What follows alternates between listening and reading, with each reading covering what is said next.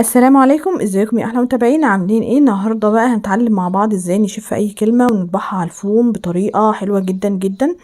اول حاجه كلمه بيبي شاور، هو مش باترون، هو كلمه انا دورت على جوجل ولقيت الكلمه دي.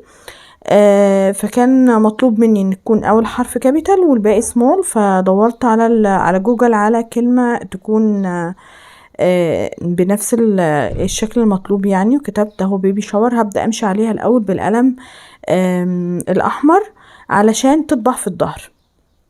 تمام، يبقى انا عامله الفكره دي علشان تطبع في الظهر. هجيب بقى فوم جليتر لونه فضي وهبدا اقلب كده الباترون. شفتوا الكلمه واضحه جدا معايا، مش محتاجه اي حاجه بدل بقى ما اقص كلمه كلمه والكلام ده. دي وفرت عليا قوي. فهبدا بقى اقلب الورقه كده اللي انا مشيت عليها، بان عندي الحروف خالص اهو، وبعصايه الشيش طاووق، وهبدا ان انا اخرم الحروف بالشكل ده. تمام، همشي بقى على الحروف كلها كده. انا بضغط بعصايه الشيش طاووق على نقط كده علشان اكنها بترسم لي الكلمه في ظهر الفوم جليتر. وعلى فكره ده فوم جليتر من اللي بيلزق خلاص، علشان كده الخلفيه بتاعته عليها ورقه بيضه. همشي بقى على الكلمه كلها.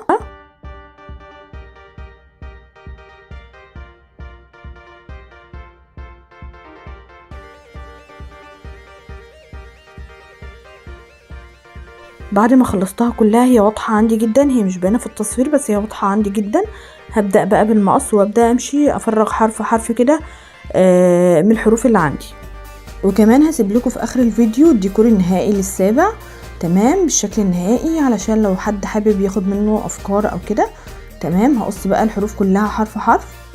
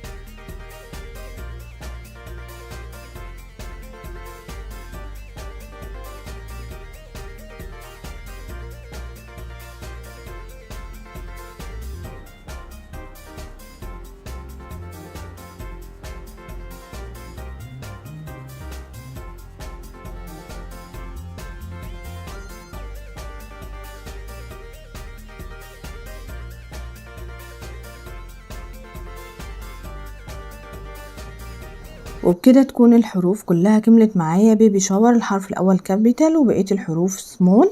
تمام، زي ما قلت لكم هو فوم جليتر بس بيلزق من الظهر.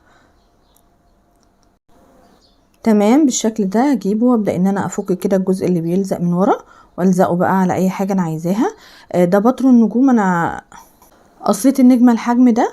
تمام، هبدأ بقى اجيب فوم جليتر لونه بيبي بلو او لونه لبني او لونه ازرق، اي لون انتوا حابينه يعني. وهبدأ ارسم اول نجمة كده كباترون.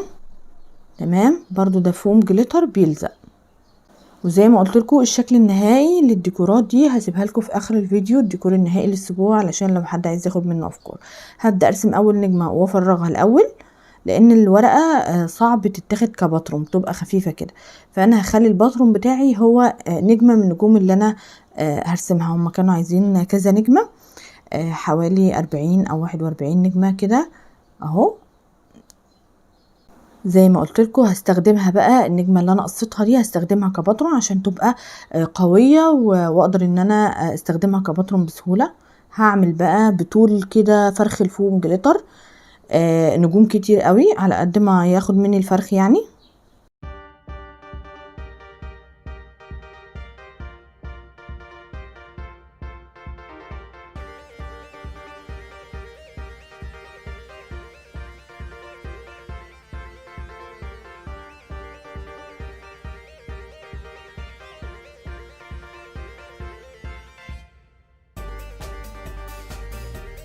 اهو ده شكلها كلها بعد ما خلصتها. تمام.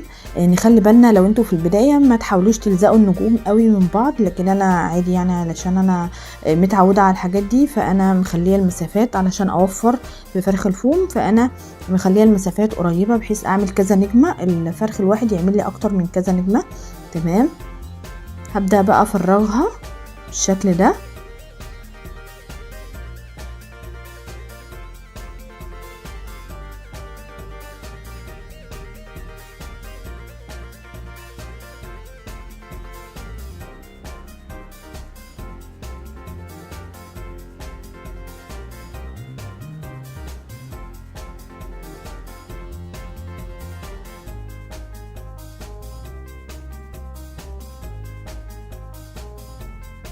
تمام. ودي كده كل النجوم اللي انا عملتها. دي بقى الحفلة بتاعت السابع. تمام. هقول لكم بقى الحاجات اللي انا عملتها دي حطيناها فين. طبعا الديكور ده مش انا اللي عاملاه خالص، هم اصحاب السابع هم اللي عملوه، بس النجوم علقناها في السحاب اللي فوق اهو بالشكل ده. تمام.